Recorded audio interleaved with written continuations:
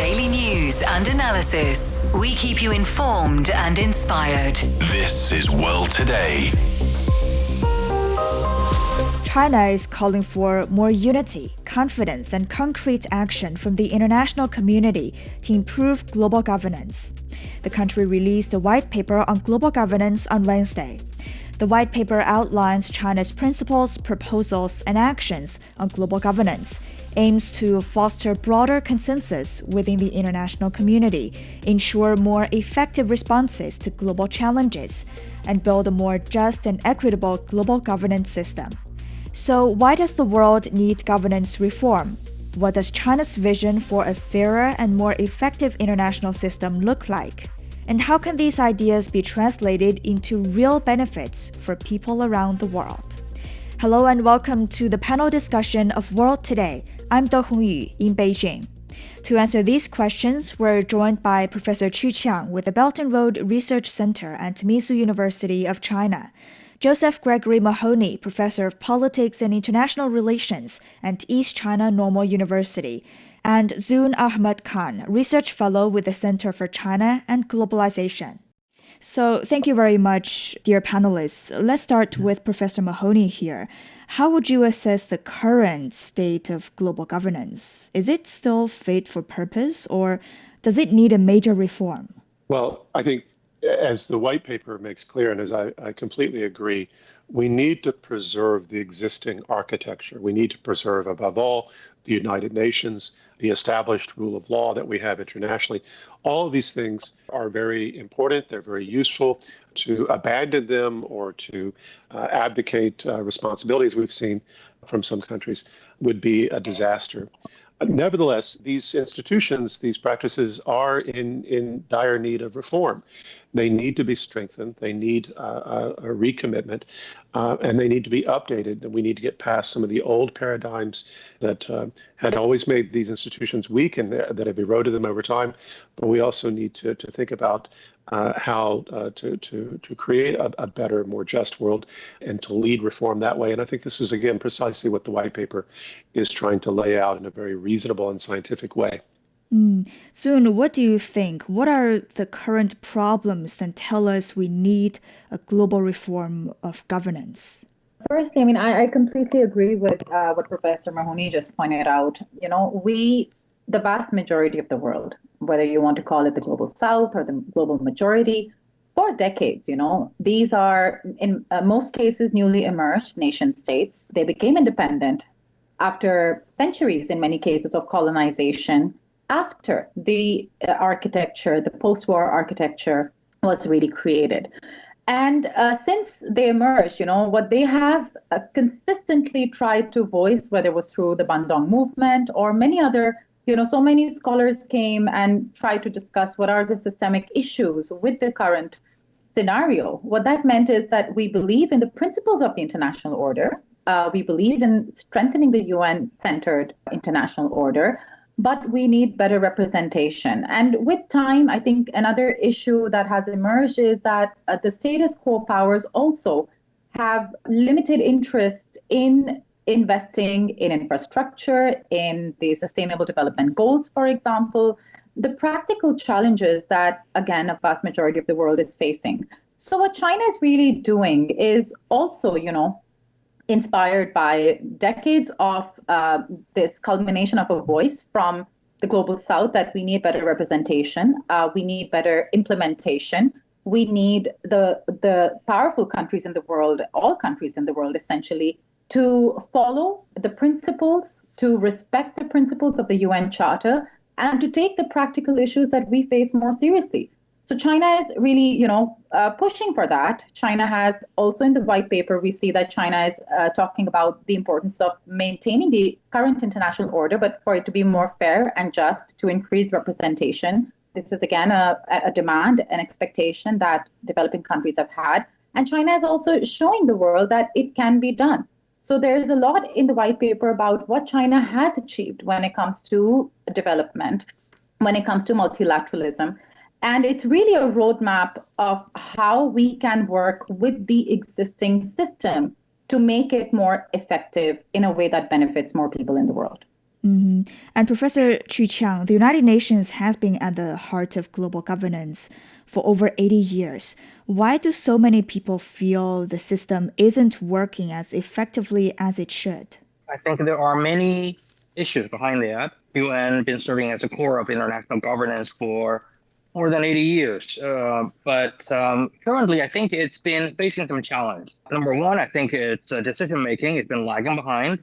We always have this kind of a latency because sometimes the Security Council members will have this one vote veto. In the Cold War period of time can be reasonable, but in current very complicated international scenario, I think sometimes you will frozen our action, especially in some major geopolitical conflicts.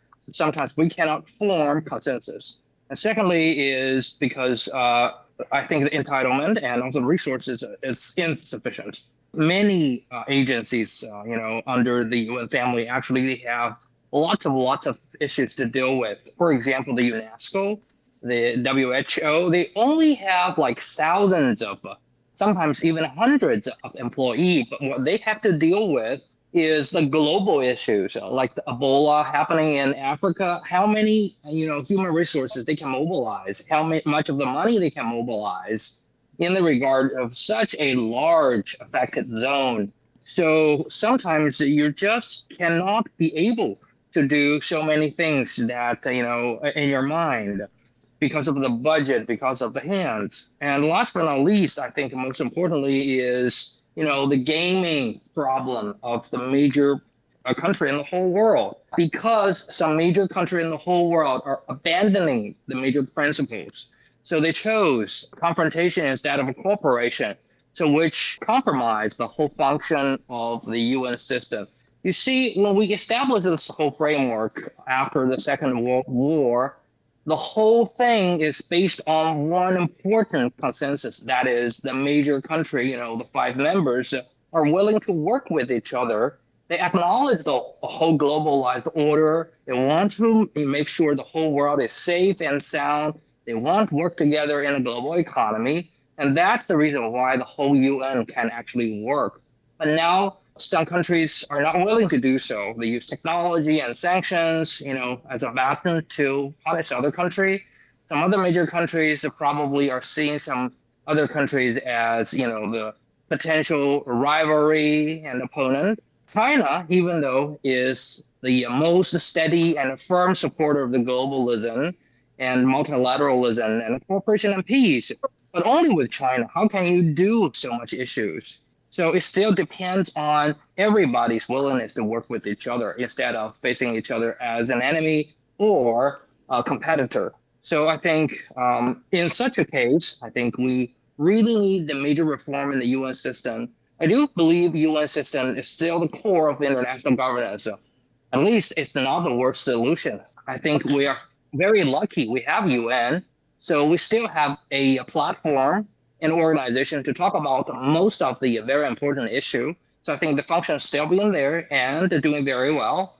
But we need a reform to let it to be adjusted to the most urgent and a major challenge that have been facing us, which is difficult, I know. But that's the reason why we need to work even harder and find a better solution for it. And soon, the white paper says the Global South needs to be heard more. Why do you think that is such an important issue right now? Well, one of the issues that vast majority of the world as independent nation states, as sovereign nation states, did not exist when the post-war international order architecture was put in place. And again, the values, the basic values of that architecture are obviously, they promote a sense of inclusion, a sense of equality, a sense of, shared aspiration as one global community. But because they did not exist, their representation, even in some critical mechanisms and institutions, remains very low. And for example, we still don't have a single African or a single Latin American country in the UN Security Council. This is just one small example. And, when it comes to various issues that developing countries are facing or would like to prioritize, even them forming a consensus, like we have G77, for example, right? It has been decades, at least more than 2 decades, since the Global South has consistently been saying that we need more reparations really for climate change and this injustice.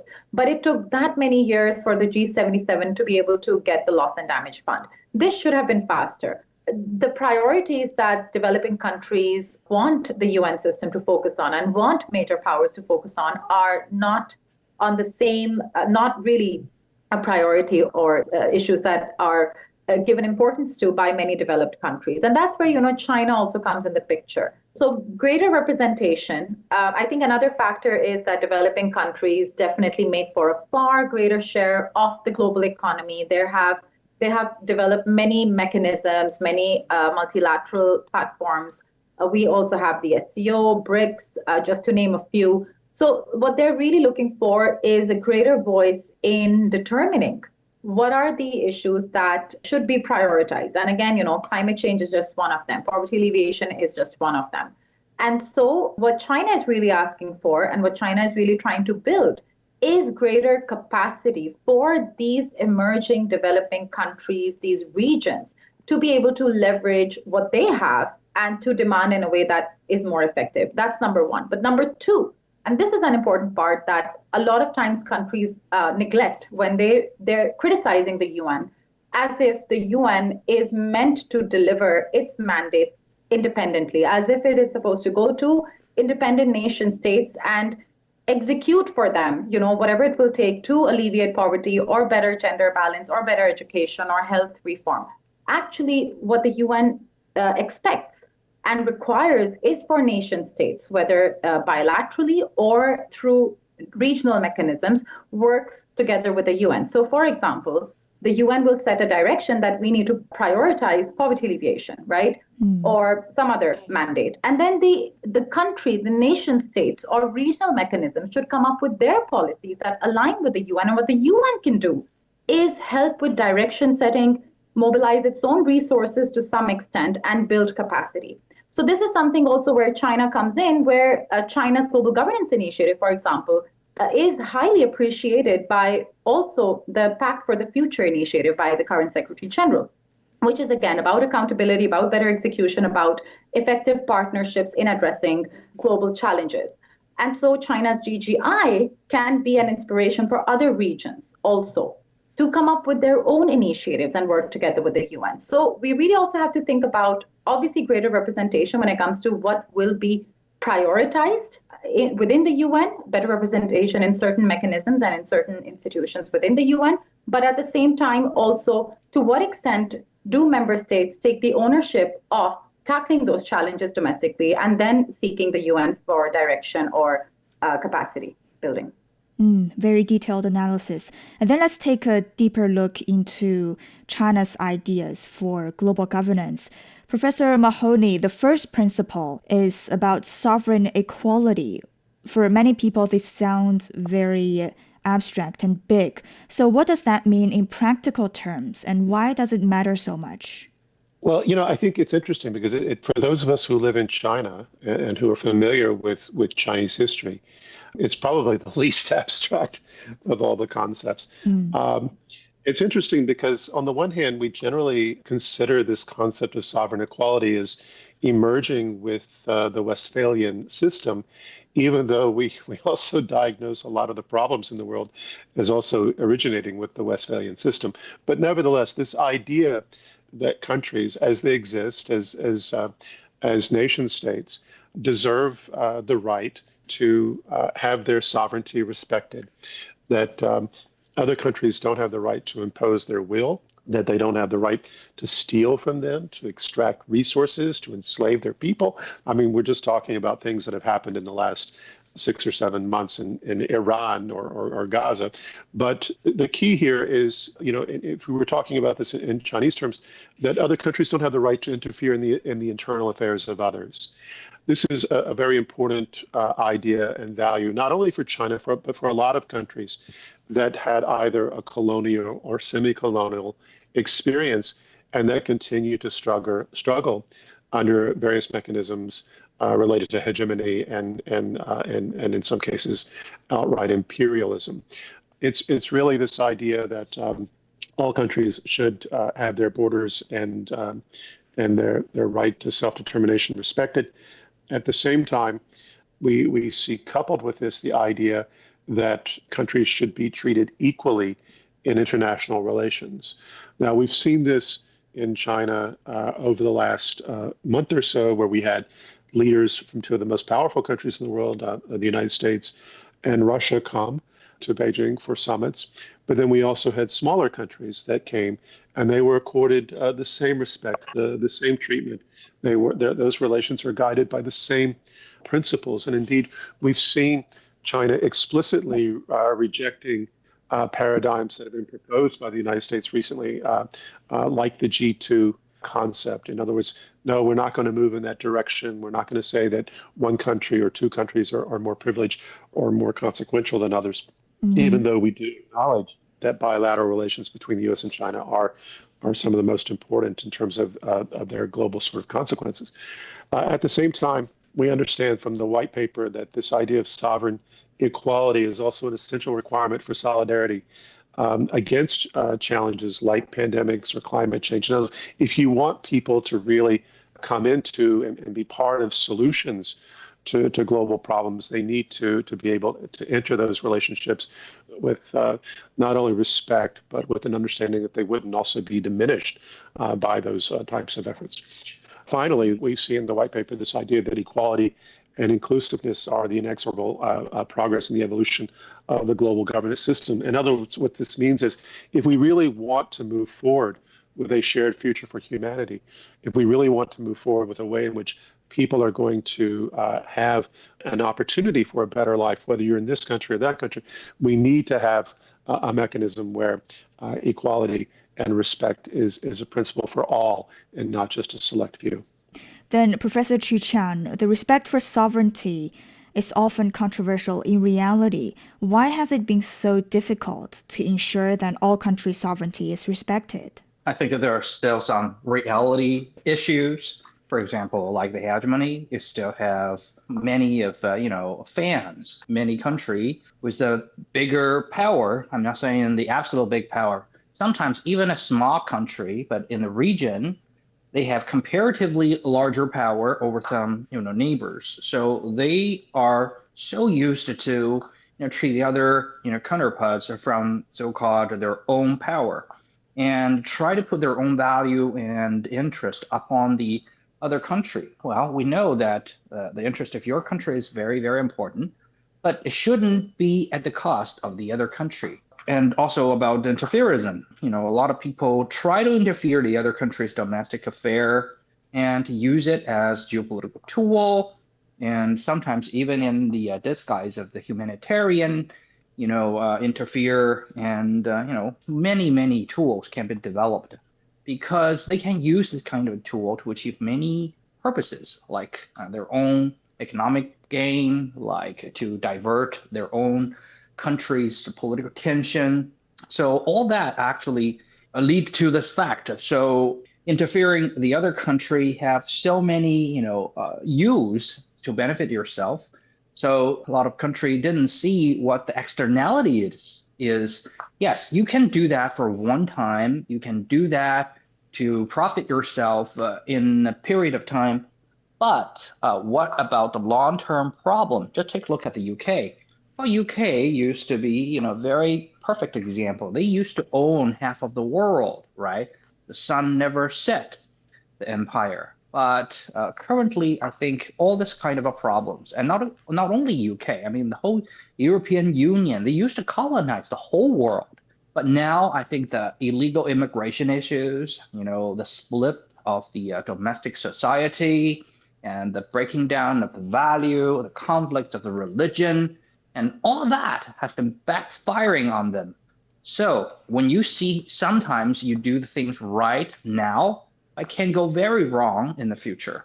So let's just learn the lesson and to try to do it in the other way. For example, can we, instead of grabbing cake for ourselves, but we can do is, create or make a bigger cake for everybody.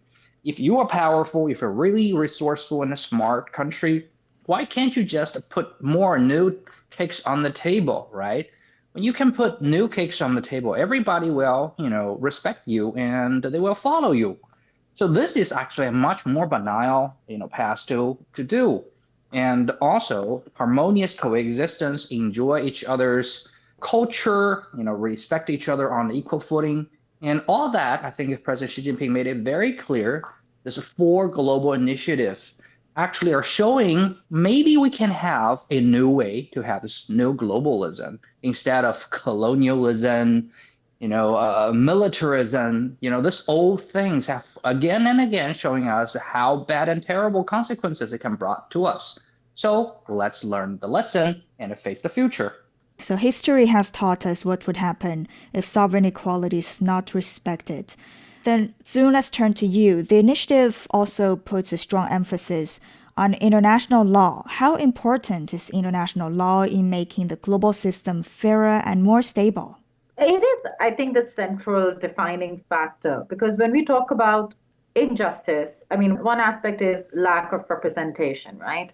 And the growing weight of really countries and parts of the world that demand more representation. But the very important factor, which was also mentioned by both other panelists, is how different countries are treated differently. So the rule of law, international rule of law, is deeply connected with the idea that no country, whether how big or small or how powerful, has the right to treat another country with sheer disrespect or to isolate it or to treat its own issues or concerns of national security or economy as those innately above those of another. So like Professor Mahoney mentioned, just in the last 6-7 months, we have seen the most powerful country in the world literally kidnap a head of state of another country, go to war unprovoked, and also, for decades, economically isolate through different organizations, create countries, nation states that have a different perspective into pariah states to as great of an extent as possible for them. And that double standard, I think that double standard which has existed, and we as global majority have always been aware of it, we increasingly realized that it was not in isolation that we felt we were being wronged, that this new international order, which basically talks about equal rights and has a people-centric focus in essence, it does not condone a system where there is room for hegemony, or there is room for a quasi-colonial mindset. There is room for a powerful country to decide that certain regions in its proximity should be dominated by them, or has the right to decide who another country should and should not work with, or use that as a weapon.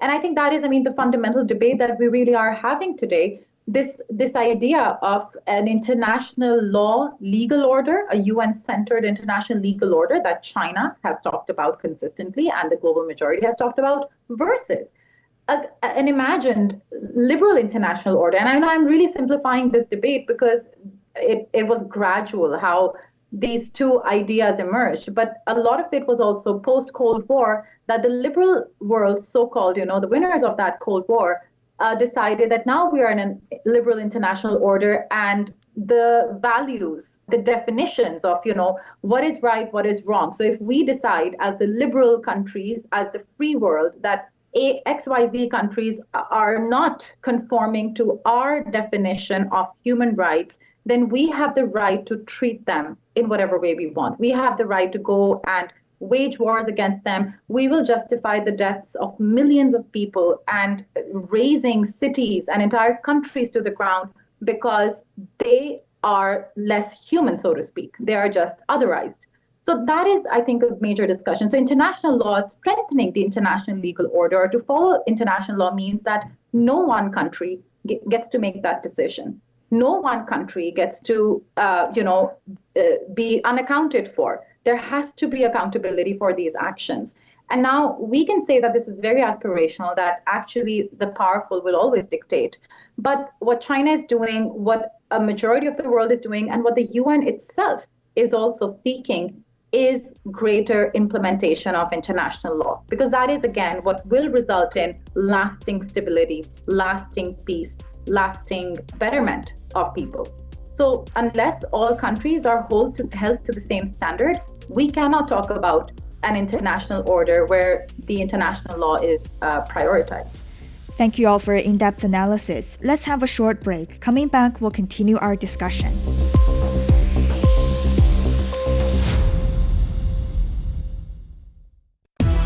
Hello, my name is Alessandro Golombiewski Teixeira. I'm a professor of public policy and management at Tsinghua University in Beijing. I am a great listener of The World Today. In my opinion, The World Today is one of the best China radio programs. In The World Today, we can get the best news and analysis in what is happening now in the world. So please come to join us. Welcome back. You're listening to the panel discussion of World Today with me, Hongyu, in Beijing. We've been unraveling China's vision for better global governance. Let's continue our discussion. We want the international law to be above each and every country. But Professor Mahoney, what happens when the international law clashes with the interests of countries? How can the world make sure that rules apply to everyone equally? Well, let's look at this in not an abstract way, but a material, realistic way. I would argue two things. First, as a Marxist, I would argue that the way in which the West and the way in which the United States specifically has perpetuated hegemony is unsustainable. It's clearly in decline. We clearly see the United States struggling with this reality. And it's in decline for a large number of reasons. One, because of the internal contradictions. We're always going to come to this point. But also because the rest of the world has increasingly found ways to overcome the limitations of that type of global order. And as they have done so, they've become stronger and more capable than before and can stand up for themselves. So there is the inherent structural weaknesses of that type of system, which also contribute to the larger weaknesses in terms of it undermining, say, capacities to deal with black swans or gray rhinos, as again, the white paper makes clear. But to speak very specifically, if we go back to what we saw recently with the summit between the United States and China in Beijing, for me, this analysis is shared by others. This was a moment in which I think the world understood that China had effectively stood up to and resisted these hegemonic efforts by the United States, these efforts to reestablish a global unipolar hegemony, that China had not only stood up to this and stopped those aggressions on a broad scale, in so much as they were also failing because they were not going to work out anyway. But in fact, China had created that capacity, had created the capacity to stand up for itself and protect itself, and at the same time refused to slip into that old dichotomy of us versus them, right? Now, this is a mistake, I would argue, that was made by the Soviet Union when they were gamed into this sort of competition. And maybe it was inevitable given the differences between the two systems, but the way in which the Soviet Union built the Berlin Wall, because the West had created NATO and was making these forays into East Germany and creating all sorts of problems. And so, and Warsaw Pact didn't exist yet. You didn't have that. The U.S. had recognized West Germany as a country, wouldn't recognize East Germany. So all of these reasons, and so the Soviet Union kind of got baited into this us versus them dichotomy. China has resisted that. China has recognized that is the problem. That is the old order. And the United States has sort of consistently tried to draw China into that type of struggle. And I've seen comrades who, concerned about the fate of Iran and Venezuela, have said, wait a minute, China should even go to war to try to protect these countries against the United States. Venezuela has not fallen into complete colonial paradigm, as some feared, and Iran, by some accounts, actually just defeated the United States strategically. So these are countries that could take care of themselves. But at the same time, China also understands that going back down that path is the wrong path. So you need to have the capacity to stand up to the bully without becoming part of that old problem. And this is, I think, the wisdom that we see at work through Chinese traditional experience, but also certainly the critical reflections they've drawn as they have rejuvenated their nation and thought about how to move forward globally in sustainable ways. Then, Zoon, turning to you, how do you think we can move on into the direction that Professor Mahoney have mentioned? And most importantly, how can we transform into the world where we obey to the rules, not powers? Wow. Firstly, let me say that Professor Mahoney just explained this. I mean, this is a big question, why, and a lot of people in developing countries, they criticize the imperial paradigm, which is about breaching international law and just, pursuing interventionism where it's seen to give a temporary benefit, a short-term benefit or corporate benefit. But China has completely, resisted becoming a part of that. And that is exactly what the world needs. The world needs China and other countries to really showcase, even when it's tough, that two wrongs do not make a right. Now, the question, how do we get there? In a practical sense, we are still in a very unequal world. Look at the actions of the United States in just the last few months. And for all, if we really were in a just and fair international order, actually, most of countries in the world would have boycotted the US by now. But that's not happening. We still live in an era where even though the United States has completely lost credibility, legitimacy, maybe 20 years ago, even though by then also there was a lot of interventionism, there was still this idea that quite a few people, even in developing countries, believe that the US is a moral power and maybe they just, act in haste at times, or maybe even those interventions were required. But now even American people don't believe that narrative. So how do we reach a point where international law is actually respected? It will just, I think it's a matter of time. I think if China continues, we know that China will very soon, already in PPP terms, China is the biggest economy in the world. And that direction is only, changing for the better. Another question, when people were comparing, because Professor Mahoney brought up the meeting between Trump and Xi, everyone knew that 9 years on in this meeting, China has the more powerful cards. And it has been because of consistency, patience, prioritizing what mattered. So China really has not only its house in order, but China is playing an increasingly important role in setting the standard and making sure that the aspirations of the global majority were not in vain, they are actually achievable. And I think it's, again, a matter of time that more and more countries, if they feel that they can break international law, they can assume that they should be treated differently, they will face heavier consequences.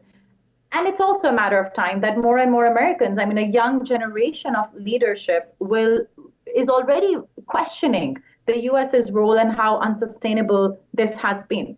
So the long-term solution, and if you were a country with the kind of perspective and the kind of inertia and the kind of historic understanding as China does, one would assume that the best way forward is to really be more pragmatic and to leave issues that need to be resolved or misunderstandings for legal international mechanisms, UN-centered or other with global credibility to resolve those issues. So, of course, one of the major purposes of this global governance initiative is to call for global solidarity. And as Zoon said, now we need a better direction and we need a long solution. Now, turning to Professor Qiang, an important part of China's vision for global governance is multilateralism, as Professor Mahoney just mentioned. The white paper says multilateralism isn't really a choice, but the only workable path forward. Why does China see it that way? Because currently the whole world is deeply intertwined. No country can actually single-handedly to deal with all this kind of diversified, very, very terrible challenges alone, like the climate change, COVID, financial crisis, and all that actually require multilateral cooperation. And you will never know which country or which person, which organization can help you. So in China, we always believe in that harmonious coexistence and cooperation is because we have some saying in China that no matter how small an organization or country is, they will have their own role. No matter how big a country or organization it is, they probably will have some blind side or weakness. So that's the reason why we always need each other. And also, I think from the history, we all know that what makes the current world, much, much better than previous world is, the corporation and the globalism. Well, in the past thousands of the years, there is no international orders. So all the civilization, all the religions, all the countries, kingdoms are seeing each other as, opponent or even enemies. So the killing, the war are, unprecedented. Especially, I think we hit the climax in the World War I and World War II. So that is a very dark and a terrible period of time of the whole human being. I still remembered in Verdun, one day there are more than 10,000 young people to be just killed. But after the Second World War, because we have forged this kind of the multilateralism and a framework, we didn't see again such a terrible, desperate situation anymore. Even though we have war for sure, we have geopolitical conflicts, a regional war happening from time to time. But even in the worst moment of the Cold War, we didn't see this kind of a slaughter again. And also, talking about the economic growth, I think it's phenomenal.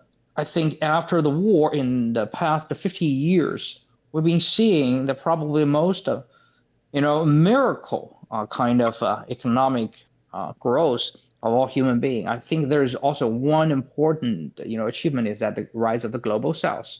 So in the first and second and the third industrial revolution, well, we only have several developed nations. And that's all, which means only like 1/10 of the human being are living in a well-off situation. But now, in the past 50 years, we've been seeing the rise of China, the rise of India, the rise of the ASEAN nations, and also Latin America, which means more than 5 billion population actually has been achieving a decent living standard. And that is also because we have globalism, the global peace, global trade, cooperation, multilateralism. So people actually have this kind of the spirit. We truly believe that all the other nations can be our friends, right? If you ask, a young man today and a young man like 500 years ago, they probably is going to see the world in a very, very different fundamental way. So we believe in cooperation and multilateralism. Not like hundreds of years ago. So I think this also tells us, multilateralism is the only path. And also, we have so many of the small and medium-sized, economy and countries. And only with multilateralism, globalism, so that they can, perfectly to defend themselves and to avoid to be, separated and face all kinds of challenge alone. So I think China is a country always learn from the history, even though China is, much better than, before, like 100 years ago, when China has nothing, half colonialized and being invaded by, the imperialist. But now China, grows stronger and people have well-off, living standard. But China never want to go back to the old way because in China, we also have a saying from Confucius. It says, if you do not want to do something, if you don't want to have some consequences, do not do it upon the other people. So we fully understand this philosophy. That's the reason why we uphold this banner of multilateralism, and we think that this is the only right way. And hegemony and imperialism and all the other kind of the wrong behavior can only lead us to a wrong future. And Professor Chu, if multilateralism is so important as we learned from history, why are we seeing so much pressure on it today? Well, I think we still need to think about all this kind of frictions or realities. So I think number one is, the split of the domestic, politics. In many big nations, especially in the Western nations, I think the popularism, nationalism, and my own country, first, this kind of thinking has been on the rise. Well, I think sometimes, pay more attention to your own country and try to, focus on your own culture is not wrong. I think it's right. Every country do that, but don't let it go over the threshold. Don't let it, to go to an extreme. So sometimes when your country goes first, when it's the only first and the first than anything else, so it will lead to some danger thinking is that, my country first. So in order to protect that, I can kill some other country. I can damage their economy. I can slaughter their people. I can, do whatever I can, whatever I want, just to make sure my politics can just, satisfy, short-term people's popularism. So this is wrong, a lack of vision. But in a lot of voting systems, this has been showing as a very effective and, fast way to win votes. So that's a reason why we've been seeing in many democracy, quote unquote, this kind of a split, this kind of a extremism is rising up so quickly. And also, I think, the current industrial revolution featured by AI and the biopharmaceutical and et cetera, and the space technology has been make countries competing with each other more and more. So lots of the country are fearing that, okay, the other country's been rising up quickly, so I probably will lose my position as a leader in some fronts. Instead of thinking, okay, I can actually been working with them, and we can together achieve 1 + 1 bigger than 2 effect. So I think lack of mutual trust, lack of dialogue, lack of mutual respect is one of the problems.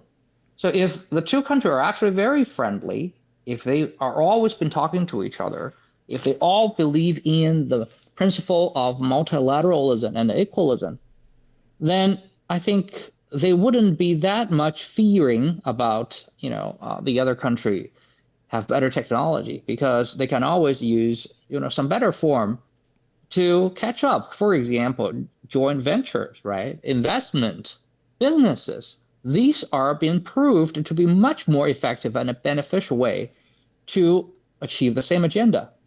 And also, I think our capability in the international governance are also waiting to be improved, like we just talked about before.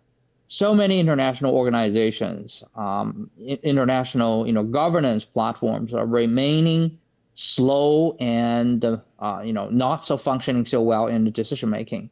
So member countries just don't want to wait for it. They say, okay, instead of waiting for a third party to give us an arbitrary decision, I probably should make some move on myself. So that's the reason why I think a multilateral is important, but it's still facing a lot of challenges. Yes. And then Zoon, another key idea in China's global governance initiative is a people-centered approach. And one of the focuses is to help developing countries strengthen their own capacity for growth, as our guests have mentioned earlier. China says it's already contributing through initiatives like the Belt and Road Initiative and the Global Development Initiative. What impact have these efforts had so far? I think, if first of all, when we talk about the real dilemmas that global governance is facing, at the core of it, obviously, is inequality, as well as a lack of respect for international law and a lack of recognition that in the end, these emerging developing countries that were colonized by them previously have increasingly more weight and more capacity to make their own decisions and to work together collectively. I think that's one of the central debates. But another issue is that those countries that have lectured the world about how to govern themselves, how to pursue development, how to position themselves, they are the ones who don't have governance systems that are delivering results for their own people.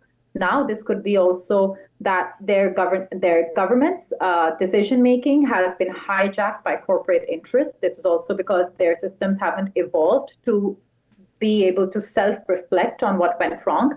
and because they're facing so many issues domestically that the easiest thing for them is to blame outwards. Now, the real solution, and this is again what China has consistently done with its own political system, with the party, is that in the end, the way to gauge whether or not governance is effective or successful is to what extent is it really helping ordinary people live better lives. So that's the people-centric approach and result-oriented approach.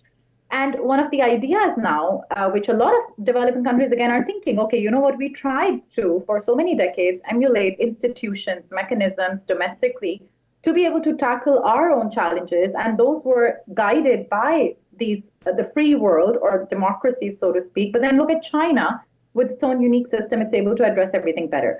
So what China is also doing, I mean, apart from initiating problem solving really for the world, BRI was addressing a major challenge that developing countries are facing, and China was able to fill that gap. And then the global initiatives are also there to showcase and to help guide other countries how they can pursue development, people-centric development, pursue their journey towards the SDGs, which again is a global universal consensus, in a way that is successful and that also, basically complements overall economic growth and development. China is exhibiting that by demonstrating it domestically, and China is also creating platforms for greater consensus building.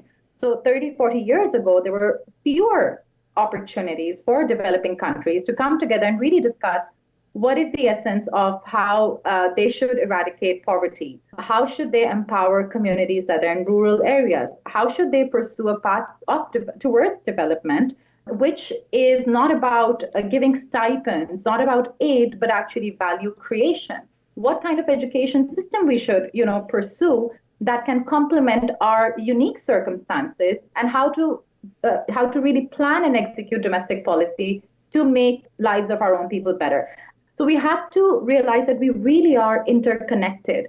So if there is a consensus for all politicians, for all governments to in the end say that our purpose is to make the lives of our own people better, they would pursue more pragmatic policies, and they would pursue cooperation as opposed to confrontation, multilateralism, true multilateralism, as opposed to bloc politics, because they would realize that that's the way we can actually address the issues that we prioritize. So being people-centered and being targeted, being result-oriented, this is one of the things that China demonstrates and also guides other countries that it's possible and it's the real solution. Mm-hmm. So people-centered approach is an important factor for confidence building and consensus building, as you mentioned, and also for solidarity. But now let's turn to Professor Mahoney. We know that countries don't always agree, and it's impossible to make everyone happy. So how do we build consensus around a fairer and more inclusive system of global governance? We do this incrementally, step by step, and we see these incremental efforts well established at this point. We see, for example, China supporting the UN development goals with initiatives like the Global Development Initiative. We see China promoting what some scholars call mini-lateralisms. So, for example, we see China working effectively to build greater security, development, and mutual respect in Central Asia, throughout the world, doing this through multilateral mechanisms, but also bilateral mechanisms like Belt Road Initiative. We see China responding to major problems like the pandemic by recognizing that global public health is a global public good and doing what it can to support those needs, especially in times of crises. So all of these are step-by-step approaches that are slowly moving many countries into a new paradigm that will, I think, eventually not replace the United Nations, but will help lead to more substantive reforms. Now, of course, the challenge in the meantime is that we do have a country like the United States that is deeply resistant to changes, deeply resistant to losing hegemony of the dollar, deeply resistant to green transformations, deeply resistant to giving up its outsized military power, even though it's unsustainable, even though it's clear that this is leading itself towards dissolution. So, it's really about how do we continue to make positive steps forward without allowing ourselves again to be suckered into this old either-or paradigm that has haunted the world for a very, very long time. So I think we see this constructive effort. I think this white paper and the effort to promote global governance as an initiative, these are concrete steps that are just taking another step forward and soliciting international recognition and support for those efforts in ways that will further supplement efforts to make those changes a reality. And finally, Professor Qiang, China's proposal for global governance would face forces of resistance from the outside of the world. How can it deal with those forces to turn its words really into action and then into tangible benefits? We have so many things we can do together. First of all, I think we have all this kind of initiative. I think all this 4 initiatives have basically covered all the aspects we can do globally together. And all this, if you take a look at all this 4 initiatives, you will find out they are very sustainable. They are very equal and respectful. And they are all aiming at one target, that the well-offness and also the stability of the whole globe. So I think no country, no matter what kind of the face you have, what kind of the institution you have, you don't like this kind of concept, right? So I think this is really smart. I still remember when I worked with UN, I've been working with UN for so many years, ever since I was, 20-something. I remember there's time in the Nairobi in one of the meetings. So Mr. Secretary has been saying that, we know that that was a meeting. We're talking about the family and family values because we try to achieve, one same standard for all the families, the same value for all the families all over the world. So before the meeting, and we think that is very, very difficult, right? Because some country have very different definition about the family and different value. For example, some country doesn't want the wife to work. Some country have, polygamy. Some country, required that, the husband, need to obey the wife. So you see, this is very much diversified world. But I think it's very smart, very wise for our speaker to say that, well, no matter what kind of the faith and culture your family belongs to, at least you want your family member to be safe and sound, and they can be happy, right? So I think all the representatives actually agreed, no matter what kind of the form your family, your marriage can be, but it all depends on this one premises that you want your family member to be safe and sound and happy and well off. So I think that actually has been give us a very important ground to start with. And also China, besides having all this kind of a philosophy and guidelines, China actually have done a lot of things. The real action has been on the ground now. So I think through this kind of a transparent, accountable, and immeasurable moves, and also the guidelines and the philosophies was a very easy and a very commonly acceptable principles. So I think China can turn all this kind of challenges into its power and to build a more of the program in the future. Thank you very much for in-depth analysis, Professor Qiang with the Belt and Road Research Center at Minzu University of China, Josef Gregory Mahoney, Professor of Politics and International Relations at East China Normal University, and Zoon Ahmed Khan, Research Fellow at the Center for China and Globalization. And that's it for this edition of World Today. To listen to this episode again or to catch up on our previous episodes, you can download our podcast by searching World Today. Thank you so much for listening. Bye for now.